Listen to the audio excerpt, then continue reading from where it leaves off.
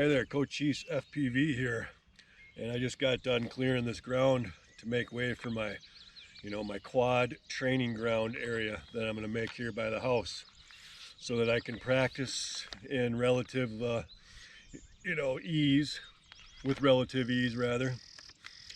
Here, and check it out. This is the plan that I just quickly drew up of the first obstacle. I don't know if you can see this very good, but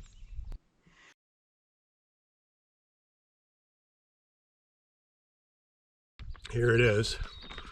And I'm going to have 10 dive gap areas.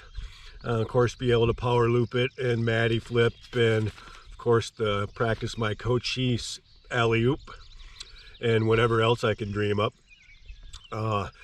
It's going to be made in a way so it minimizes, quad damage when you wreck, so I can keep practicing for longer periods of time to hopefully improve my skills.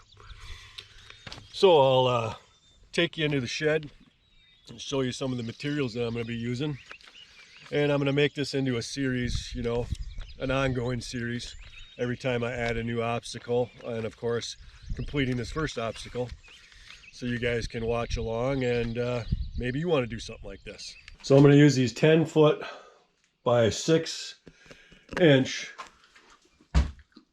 fence posts for my base, for my black pipe to sit on top of. So it'll give it more stability and some more height. So that's what they are. I got to get one more. I only had 3 of them. I pulled them out from another project I had going around here. All right, here on the floor is a bunch of the 1/2-inch black pipe, the threaded 1/2-inch black pipe that I got, and a whole mess of fittings, or fittings rather, not footings, fittings with some footings. So this will secure it to the top of the fence posts, and of course all these T's and elbows and stuff will be what I use to hook it all together.